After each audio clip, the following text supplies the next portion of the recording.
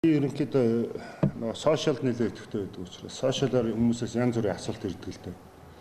Тэгээд тэр янз бүрийн гүтгэлгүүд их явдаг. Энэ дээр бол манай холбооны зүгээс ерөнхийдөө чимээгүй байсан.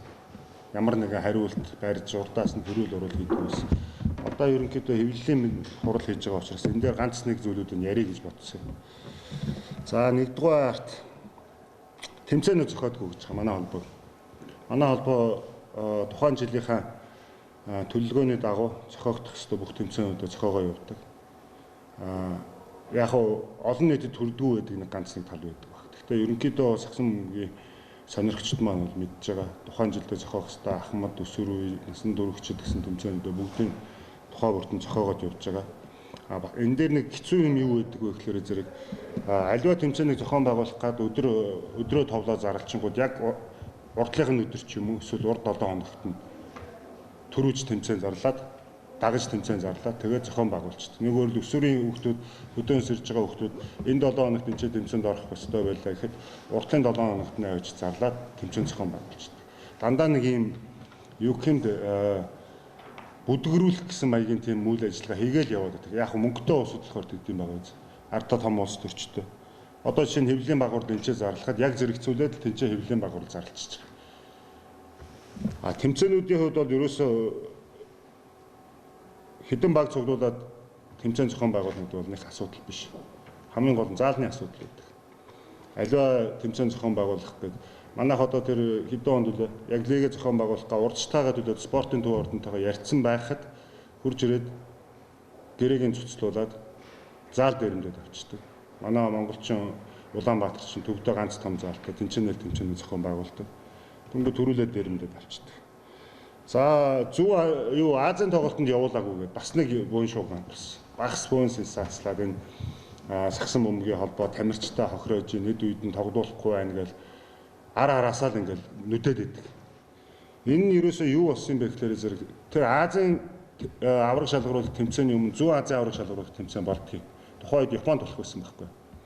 Тэгтэл Япон маань өөрсдөө тэмцээний зохиож чадхаа болцсон. Тэгээ шууд Азийн авраг шалгаруулах тэмцээнд орох болсон. Хэрэг Зүүн Азийн авраг шалгаруулах тэмцээн орсон байсан бол манайх тоглоод хэрвээ Гонконгтойгоо тоглоод Гонконгийг хожих юм бол Азийн аврагт орох эрхээ авах байсан. Гэтэл Зүүн Азийн авраг шалгаруулах тэмцээн зохион байгуулагдаагүй учраас шууд Азийн тэмцээнд орохоор зэрэг яах ёстой вэ гэхээр зэрэг нийт орж байгаа багийн тоон хязгаартай учраас Хонконг манай хоёрын аль нэг нь тэр тэмцээнд орохоор болсон. Тэгээд дэлхийн сагсан бөмбөгийн холбоо буюу FIBA-гаас Аранкаар нь дүгнж үзээд илүү Аранктай багийг оруулахар шийдвэр гаргацсан. Тэр шийдвэрийн дагаад явахлаар зэрэг манайх чи өөрсдөө FIBA-гийн ранкнд одоо хүртэл орж амжаагүй байгаа. Яагаад гэвэл нөгөө Азийн авраг шалгаруулах тэмцээнд орж байр эзэлж чадаагүй учраас Аранг нь Гонконгоос доогуур байдаг. Тийм учраас Гонконгийг оруулах шийдвэр нь гарсан юм байна. Яг тухайн үед бол манай сагсан бөмбөгийн холбооноос Азийн сагсан бөмбөгийн холбоо руу имэйл явуулж ирсэн, янз бүрийн бичиг явуулсан. Тэр өдөртөө манай шгшээ багийн тамирчид маань цуглараад манай багийн ахлагч Баттур хүртэл Азийн нарийн бичгийн дарагтаа уцаар холбогдож энэ юу ямар учиртай юм бэ гэдгийг асууж мэдээ тэгээ ойлголцсон байхгүй. Тэнгүүд нэг юм гарангууд л араас нь балбаад байдаг. Ерөөсөө шал худлаа мэдээлэлээр л балбаад байдаг. Аль болохоор муу олгож харагдуулах гэдэг юм уу? Ерөнхийдөө нөгөө нэг жижигхэн улс төр хийдэг хүмүүсийгээ дуурайгаад байгаа юм уу? Үнийг ер нь нэг хараар болж яж нэг санаа намардаг тийм усуд баг шиг байна. Тэр нөгөө тэмцээний тал дээр бас ярихад сая хүүхдийн их наадам боллоо өнгөрсөн жил. Эхний хоёр шатныхын тэмцээнийг Монголын сагсан бөмбөгийн холбоо зохион байгуулсан. Дүүрэг, бүс, хот. Яг улсын авраг дээр яваад очингууд нөгөө доороосоо зохион байгуулаад явжсэн. Дээрээс нь бярдаад хайчдаг. Тэр дээдлэлт нэг бяртаа хүн байгаа. Та нар өөрсдөө мэдж байгаа. Дээрээс нь бярдаа хайчдаг. Тэгээд тэр нэг дэд сайд нэртэй Болдбаатар гээд эрүүл мэндийн яамны дэд сайд нэртэй нөхөрлөө байвч бярдаж хаяад өнөөх нь яг тэмцээн болохын урд өдөр шууд дээрэмдээд Монголын сагсан бөмбөгийн холбоо үндэсний сагсан бөмбөгийн холбоо зохион байгуулнаа. Гэж шийдвэр гаргасан. Хууль бус шийдвэр юм бол. Тухайн үед бол Болдбаатар гэдэг тэр үнтэй холбогдох гэж нэлээд үтсэн. Наад хууль бус шийдвэрээ болооч төрийн албан агч хүн ингэж болохгүй. Янз янзаар хэлж үтсэн байхгүй. Эхний хоёр шатны тэмцээнд нийт бүх аймагуудаар зохион байгуулаа явахад маш их хэмжээний мөнгө зарцуулсан.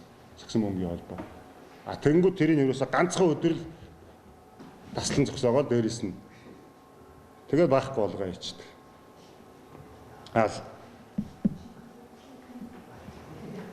Ер нь тэгээд би бас нэг юм хэлмээр байна. Олон нийтийн тархийг угааж ингэж тоглодгоо болчихоо зүгээр. Сагсан бөмбөгийн холбоо гэдэг бол мэрэгжлийн байгууллага байх хэрэгтэй.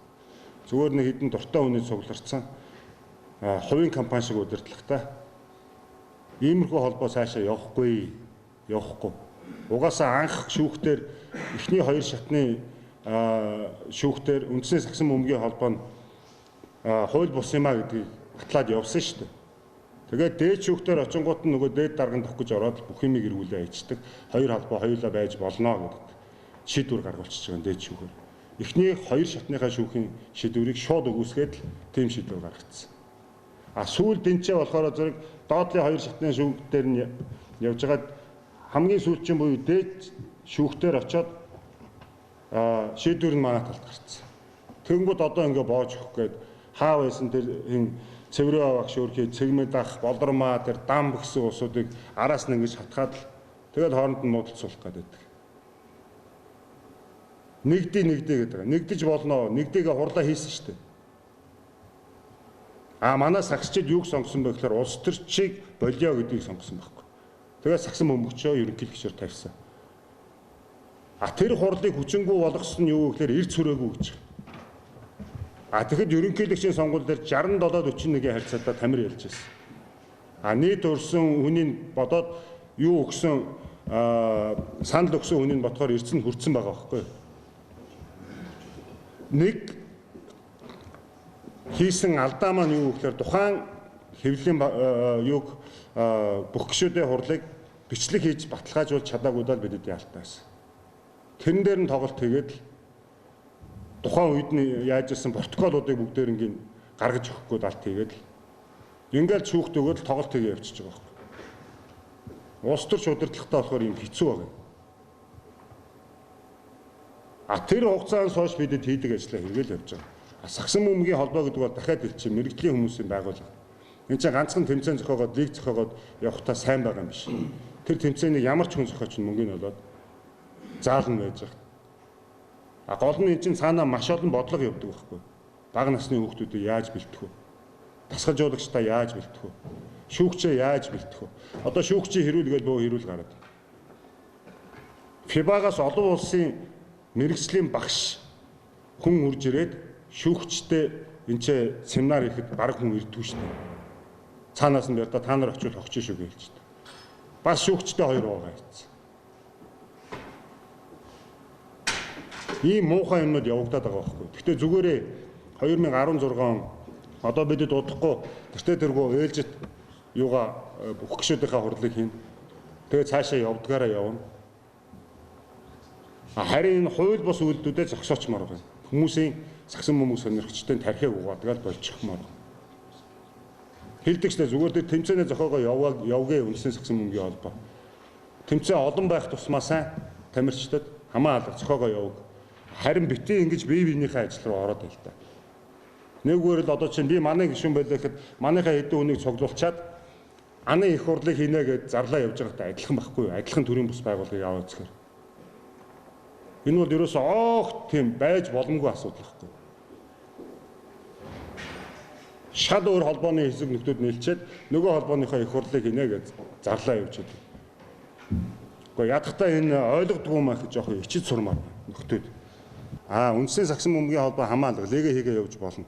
Чи Америкийг мэдхүү? USA Basketball гэдэг бүхэл бүтэн байгууллага байгаа. Шигшээ багийн хариуцдаг. NBA бол тэрнтэй ямар ч хамаагүй. Тэрнтэйгээ орооцолдохгүй. Тэр хүмүүс яадаг вэ гэхээр NBA-гээс тоглож байгаа сайн тоглогчдоо баг бүрдүүлээд дэлхийн сагсан бөмбөгийн холбооны тэмцээнүүдэд оролцдог байхгүй.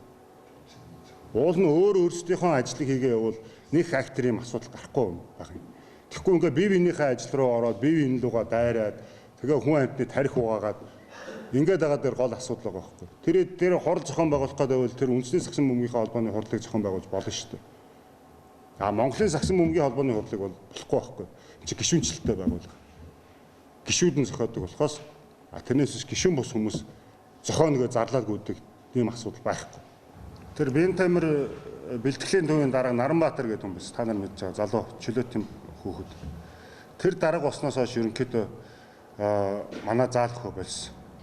Би удаа дараа таарлаж байсан, ярьж байсан, өрөөнд нь орж уулзж байсан. Чи төрийн албыг ингэж хийдэг юм аа нөхрөө. Адилхан хоёр төрийн бүс байгууллагад адилхан заал өгөх гэдэг шаардлагыг тавьж ирсэн. Тэгэхээр өгдөг. Яагаад гэвэл дээрээс дарамтлаад байна гэж ярьдаг. Бас л нөгөө дээрээсээ том бяртаа усууд гэдэг юм байгаа үз. Тэгээ чи яагаад өгөхгүй байгаа юм гэхээр танай холбоо надад таалагдахгүй байна гэдэг тайлбар өгч ирсэн. Ингэж л ажиллаа хийдэг усуд шүү дээ.